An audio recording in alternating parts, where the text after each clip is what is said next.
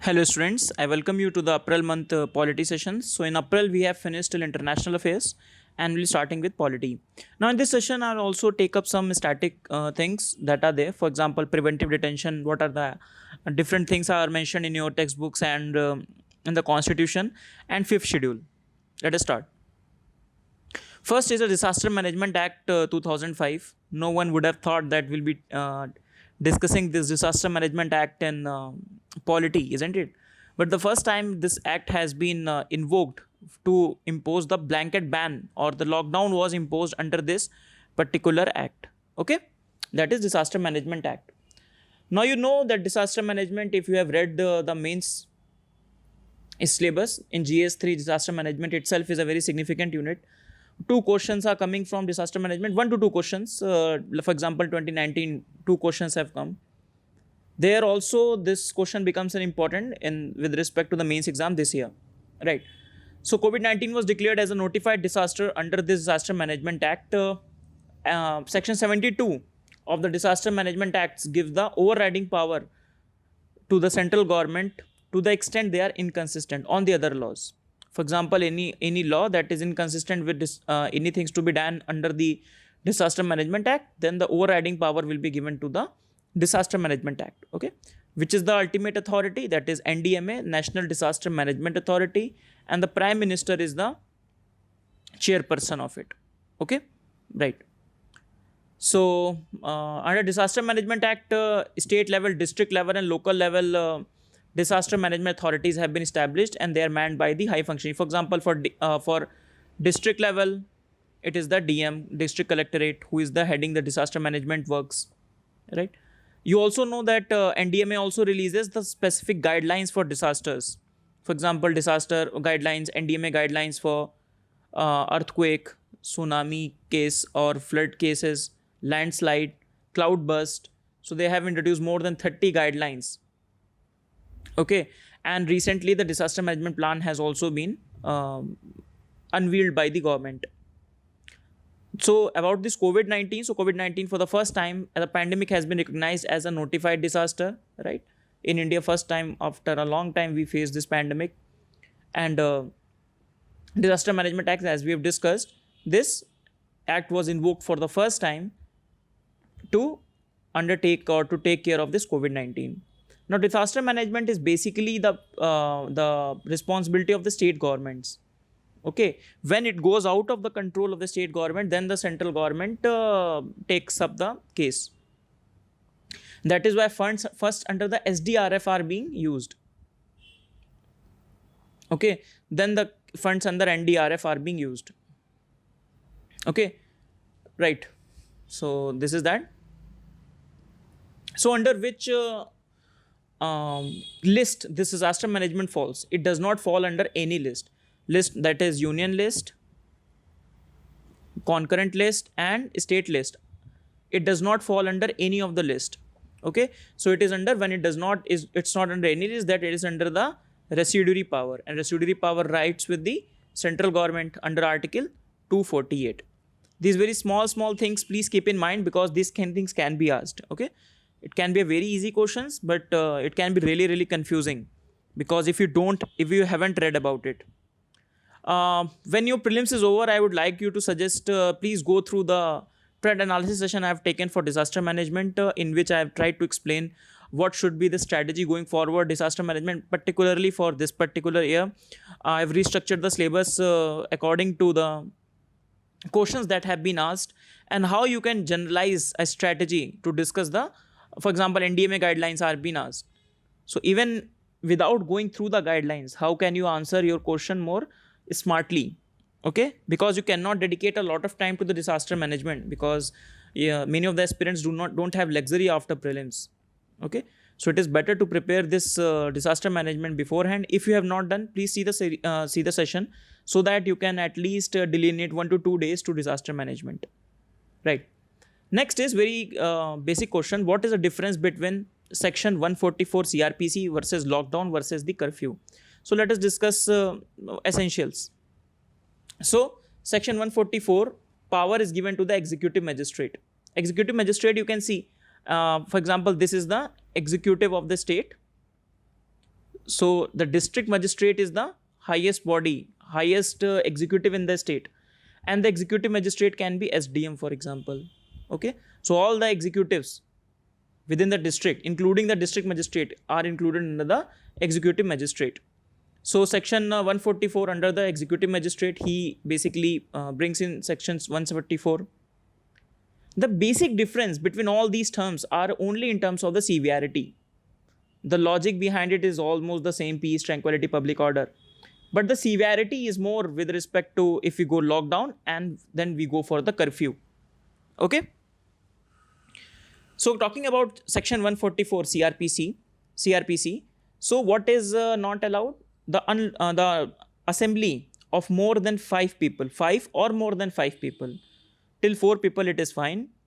5 or more than 5 people it is not allowed. Then prohibition of arms is there. Arms. You must have heard section 144 imposed very frequently. We have also discussed section 144 beforehand also. Right? Then what about lockdown?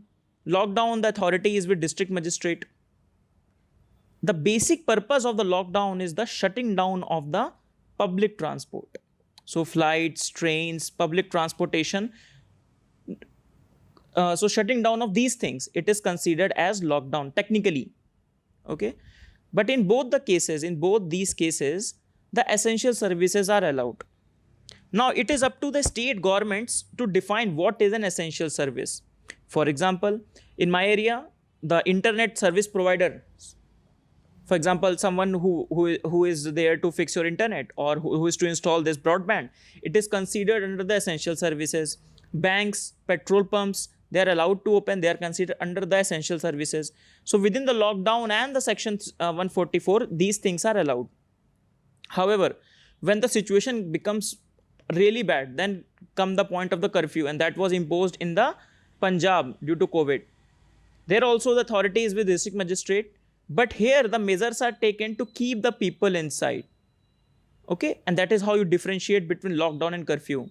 Here, to get out of your home, you require the permission of the police. To get the permission of the police, if you have to go out of the home. So effectively, we can say that we were under curfew rather than we were under lockdown, to be honest. Because if you have to move, you needed the permission of the curfew, permission of the police. The e-passes and everything has to be taken up. Now, one more important thing, what about essential service in the curfew? In the curfew, essential services are also not there. Okay, so the state government can say, okay, banks will not be allowed, the petrol pumps may not be allowed. So a relatively more severity is there, okay, with respect to curfew. So just to reiterate, so difference between section 144 CRPC, lockdown and curfew.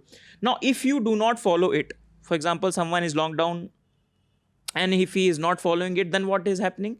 Then we have sections in IPC that will take care of it. We will discuss that because they are in the news many of times. For example, let us discuss first one, section 188 of IPC. Section 188 of IPC, when it is used for a defaulter, those who disobey the orders of the public servant. For example, section 144. So if you do not follow section 144, you will be punished here. So punishment is basically 6 months of jail or the fine or both. Okay. Next is section 169. Just one second. Section 169. So section 169, it is for the negligent act. It is for the negligent act. Okay. That is likely to spread the infection of the disease. For example, you get out of your home negligently, not deliberately. Then section 269 will be imposed on you. Then that is the same thing, fine and imprisonment or both. Fine or imprisonment or both. Then section 270, for example, you are a COVID person and you are wandering on the street, then section 270 can be applied on you because you are doing a deliberate act. Because you are doing a deliberate act, that is infection of the disease that is dangerous to the life. So all these provisions are related to public health, all these three, not section 188. Getting my point? that is the malignant act, that is deliberately you are doing so. That differentiates section 269 and section 270. Then there is section 271. Okay, section 271 is there. Those person who are under the quarantine. So if you are under the quarantine and you do not follow the rules of quarantine, then you will be punished under this section 271 of IPC. There are also 2 years of punishment or fine. Okay, so this is basically the outcomes of the, if you do not follow these.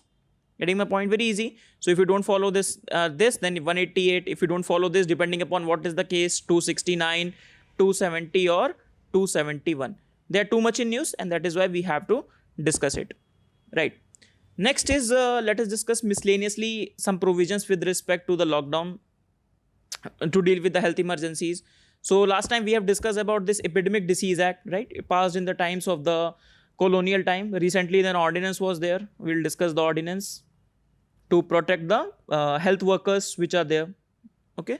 So the states have invoked this Epidemic Disaster Acts to pass order and guidelines on social distancing, closure of establishment, limitation on activity, because there has to be a legal way to impose all these things. Why? Because country is a rule of law. Because our country operates on the rule of law. There has to be a law behind each and every action, isn't it? And the imposed blanket ban we have already discussed, that was Disaster Management Acts. So essentially these 2 acts were invoked for this. That is why there is a demand that we should have a COVID-19 law, so as to bring uniformity in all the actions that are being taken. But that is not there. Maybe later on we'll come up with a proper comprehensive law to deal with such public health emergencies. Then we have discussed that section Schedule 7, which contains all the 3 lists, does not have any explicit focus on the disaster management. Okay, so Parliament has to resort to the concurrent list, entry number 23, on social security, social insurance, employment and unemployment, to trigger the provisions of the Disaster Management Act. Now, Disaster Management Act itself was formed under the pretext of the residuary list, remember that. But to trigger the provisions of Disaster Management Act, they have to invoke these provisions of the concurrent list. Again, these are very important. Why? Because these are not in the public limelight, right? We only see the manifested actions on the ground, but we don't see a lot what are the legal provisions behind it. But if you are seeing your test series for prelims, these questions are coming, right? Under which provision this lockdown was announced, what is the act under which the social distancing norms are being there, these things. So this becomes important. Next is Epidemic Disease Amendment Ordinance 2020. So from the name itself, 1897 Act is amended, and ordinance is being brought. This is specifically was brought to protect the healthcare workers, personals and their property, including the living, working premise, including the violence during the epidemics. Now you must have seen in the starting very startling videos and images that were coming, that many of the health workers, those who are coming from this COVID facilities, those who are giving COVID warriors basically, coming out of the health facilities, they are being harassed by many people, that you are the people who are spreading the corona to the normal people. And for that purpose, for example, they were taken out of their apartments. They were saying that, no, you cannot live in this apartment because you are coming from COVID, you will spread COVID in our colony or something like that. So in that case, even some cases of violence were there for women nurses. So that is why it is incumbent upon the government to bring about this ordinance to protect the workers holistically and to give them assurance that do your work diligently, we will save you, right? We will provide you the safety. So they have made the offense act of violence as cognizable and non-bailable offense. Very harsh punishments are there. The compensation is there. Then they have said that the inquiry has to be completed very early. Within 1 year, the final decision should come.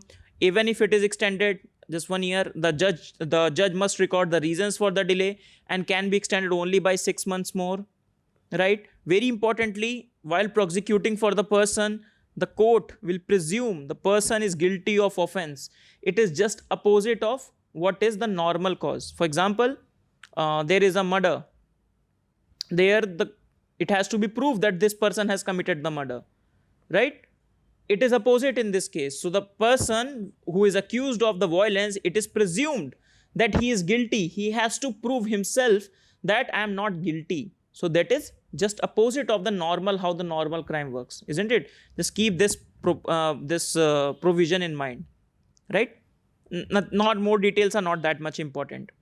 Then we have National Security Act 1980 in news. That is predominantly in news because of Dr. Kafil. You must have heard of him. He is the doctor who is imprisoned under the NSA Act. It has been extended for him as well. So a lot of controversy is there on the basis of why he is in the jail, and there are many videos suggesting that it is the high-handedness of the government because of which he is in the jail, right? So basically, detention is under the two logics are there for detention. One is punitive, another is preventive. Punitive means you have done something wrong. After the trial, you are done, conviction is done, right? You have done a murder, for example, and your trial is completed, your conviction is completed, then you are put under the detention, right? So that is punitive after trial and conviction. Second is preventive. So for example, trial and convictions have not taken place. It is just that this person has given a hate speech, for example. Or for example, Ajmal Kasab, trial is going on, conviction has not been done, but still this person needs to be kept in detention so that he does not commit the crimes on the other in the near future. So it's more of a precautionary nature. That is the Preventive Detention Act. And the one of the example of the Preventive Detention Act is NSA, that is National Security Act. I hope you have all read about this Preventive Detention Act, and just I will revise it very quickly for you. Okay.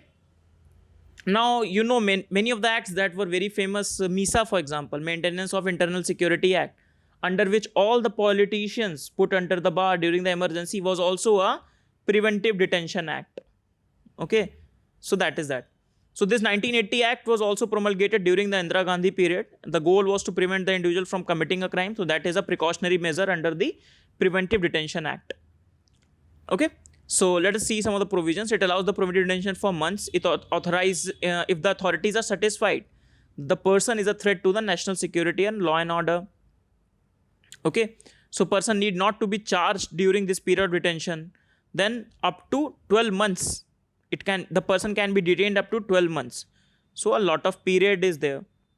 Without any, he can be detained for this period. Okay, and then a person detained under the NSA can be held for 10 days without being told the charges against them.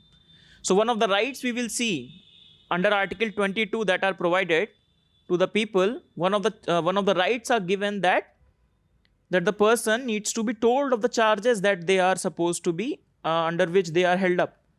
But they are said that at the time period of 10 days is there. It is said that under the act, 10 days you can spend without telling them the charges. You can see a very draconian act it is going to be. But still it is there. Sometimes it is being misused, and that is what the cause of the worry. In fact, preventive detention law is said to be, you must have read also, India is one of the very few democracies that have such kind of laws. US does not have such kind of laws, such kind of provision enshrined in the constitution itself. That is one of the, what we say, some people also say that one of the black spots in our liberal democracy. So Article 22, it deals with the cases of ordinary laws. It provides the safeguards to the people. Article 22 is under the fundamental rights. Okay, so it provides safeguard to the people in the case of if they are detained under the ordinary laws and if they are detained under the preventive detention laws. Okay, so for example, if you are detained under the ordinary laws, then you have the right to be informed of the grounds of the arrest, on which grounds you are arrested. These are from your textbooks only, so just for revision sake I have kept it. Right to consult and to be defended by legal practitioner, right to be protected before the magistrate within 24 hours.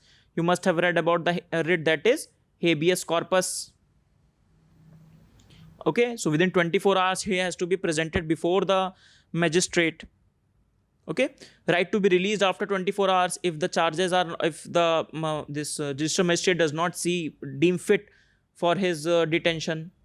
However, these safeguards which are presented are not present to the enemy alien, those people who are from the country at which we are at war at.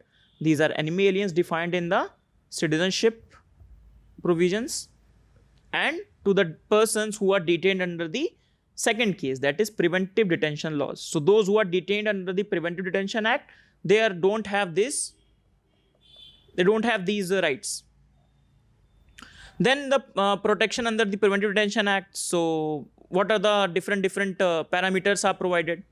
Protections are provided in the Constitution itself. So the Constitution says that detention cannot exceed 3 months. Now you will say, but NSA was for 10 months. We'll see how. So unless the advisory board says that there are sufficient causes, the detention should be increased. And this advisory board is consisted of the High Court judges. Then the grounds to be communicated, if not disclosed, if the facts are against the public interest. If the grounds which are to be told, for example, Ajmal Kasab, if we say that if I have to tell you what are the grounds you are under, but if those facts are against the public interest, I can deny it. Again, the subjective term is public interest. That is an issue. Okay.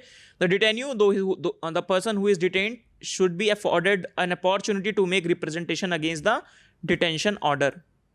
And that is also there. However, it is the power of the parliament to define the circumstances or classes of the case in which the person can be detained for more than 3 months without obtaining the opinion of the advisory board. And this is where the NSA comes in. NSA gets you into detention for 12 months. Okay. So maximum period for which a person can be detained. So they define the maximum period as you discussed with NSA. Procedure to be followed by the advisory board. So ultimately it boils down to the power of the parliament. So these are the basic provisions for the Preventive Detention Act. One more thing, this Preventive Detention Act, the power is distributed among the center and the state both. That means state government can also have their own laws for the preventive detention. You must have heard of the MACOCA, the Act Against the Organized Crime by the Maharashtra government. Very famous act. Okay. And that is there for the preventive detention laws. So the state governments can also make their laws on the Preventive Detention Act. Please remember that. Okay.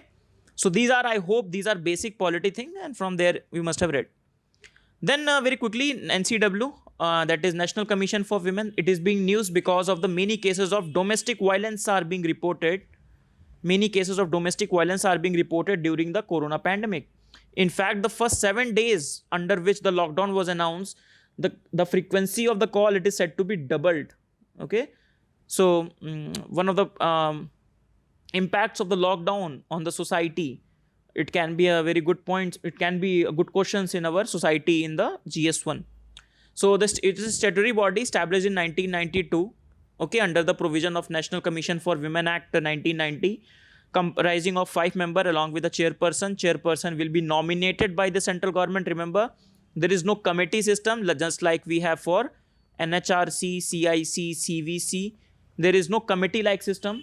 This statutory body is there. Okay.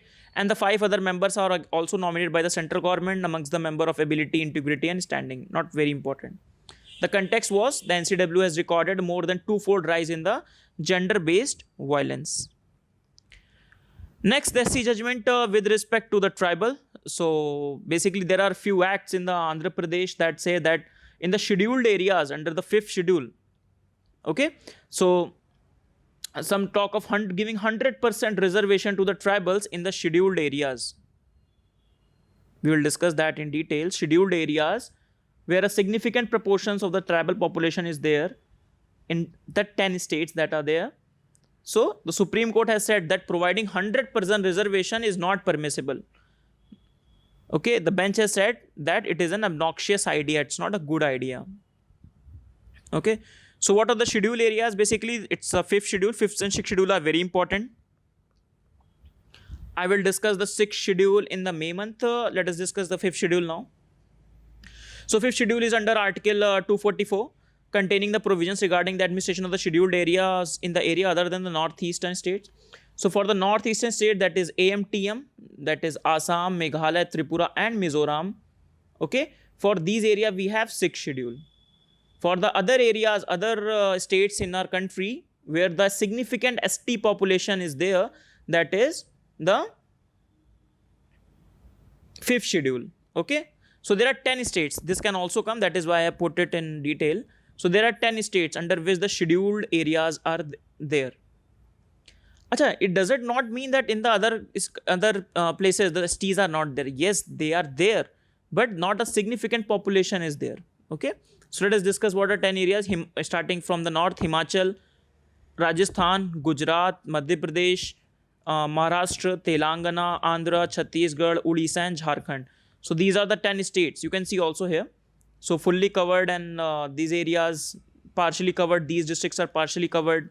So these are the, you can see central India, the major belt of the tribals, along with the northeast. Okay. So these are the 10 states under which the scheduled area is there. Okay. So what are the different provisions under the scheduled area? Fifth schedule. The fifth schedule provides relatively less autonomy than as compared to the sixth schedule.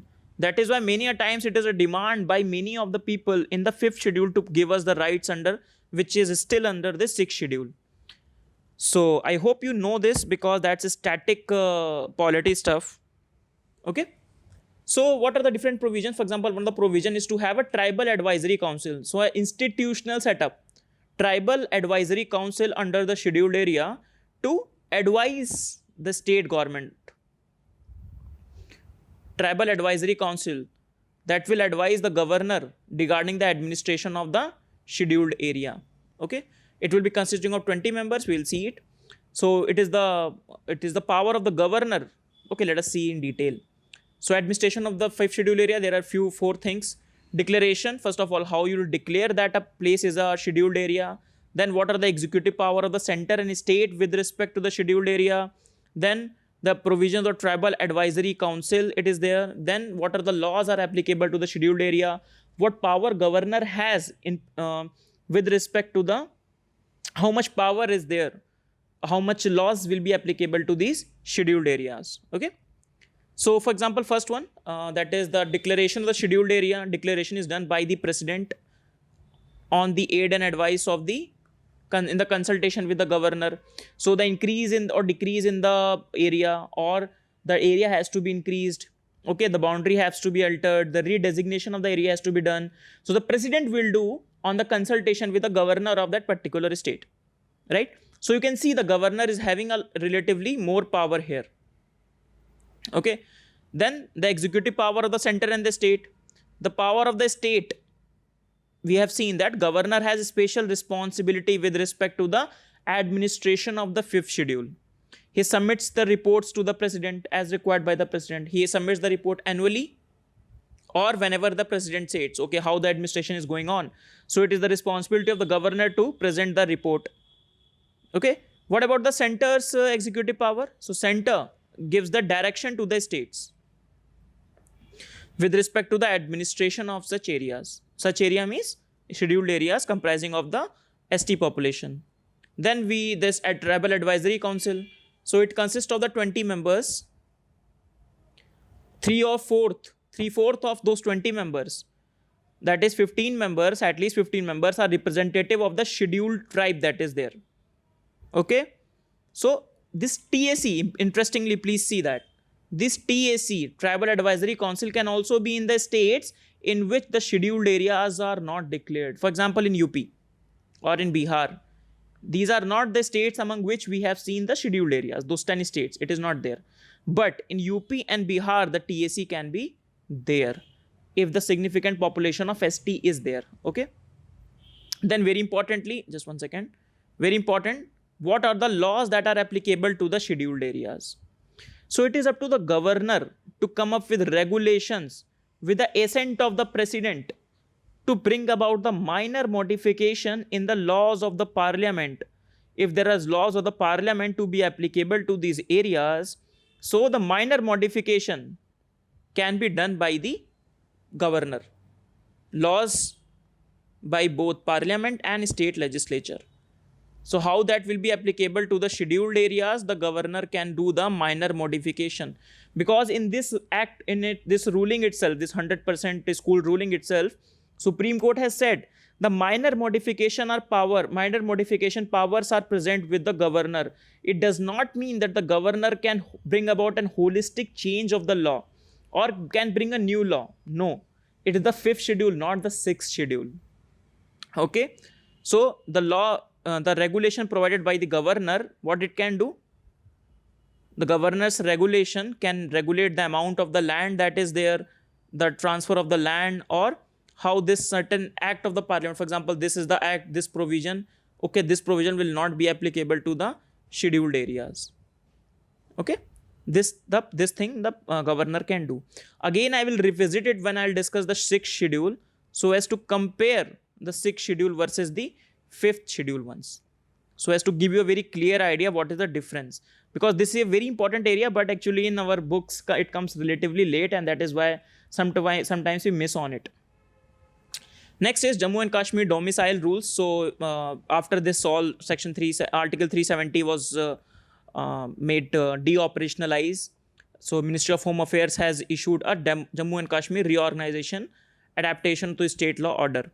Okay, so with respect to domicile, the clause have been amended. Okay, so the name, the permanent resident, which was earlier there in the Act of Jammu and Kashmir, has been replaced by the domicile. Okay, now they have made some certain condition when you will be considered as the domicile of the Jammu and Kashmir. When you will be considered as a domicile when you spend at least 15 years in the Union Territory of Jammu and Kashmir, and you are someone who has studied for the period of 7 years and appeared in the class 10th or 12th examination in an educational institution located in the Union Territory of Jammu and Kashmir. Again, I'll tell you that is not very important topic, but still it was a development, that is why we have discussed. Now, not only the permanent residents of Jammu and Kashmir will be allotted for the gazetted and the non-gazetted post, but also these non-domiciles now can also apply for this post. Okay, for example, there is a UP exam, UP PCS, for example, state PCS exam. Any person from any state can apply for it. In fact, they make sure that the biasness is not there when the other person from the other state applies. Okay, so that is the same rules are being applicable now to the Jammu and Kashmir also. So with this, we finish our session. Let us revise what we have done. So we started a discussion on Disaster Management Act. We have discussed that this current lockdown is imposed under this Disaster Management Act. First time it has been invoked. Then we have seen the difference between the section 144, then lockdown and the curfew. Some of the provisions of the Indian Penal Code we have seen, section 269, 270, 271 to 188, how they are used, they are related to the public health. Then we have seen some of the domestic laws which are there in the public health emergency concurrent list where it is invoked, right? Epidemic Disease Act. Then we have seen the ordinance that is being brought to protect the healthcare workers. Then we have discussed the NSA, and we have discussed in detail the Preventive Detention Act. I have discussed that much just to revise, okay? So if you are not getting what I have discussed, please go to your textbooks and revise it, because Article 22 of the Fundamental Rights is also important, right? Okay. And the NSA also provide the context of it. That is why you must prepare for it. Then the NCW, that is National Commission for Women. Then Supreme Court judgment for the administration of the 5th schedule area we have discussed in detail. And finally, we discussed the domicile rules of the Jammu and Kashmir.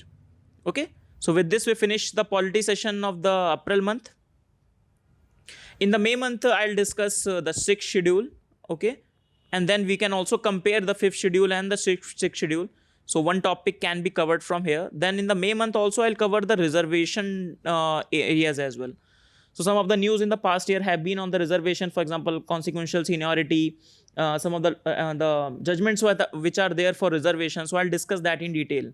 Okay, so that will give you some insights to the idea of reservation, some of the acts that are there, the recent developments that are there. Okay, so with this, we finish our session. See you in the next class, everyone. Thank you.